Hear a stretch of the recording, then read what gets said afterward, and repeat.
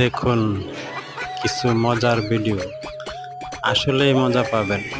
মজা না পেলে এমবি ফেরত নেবেন।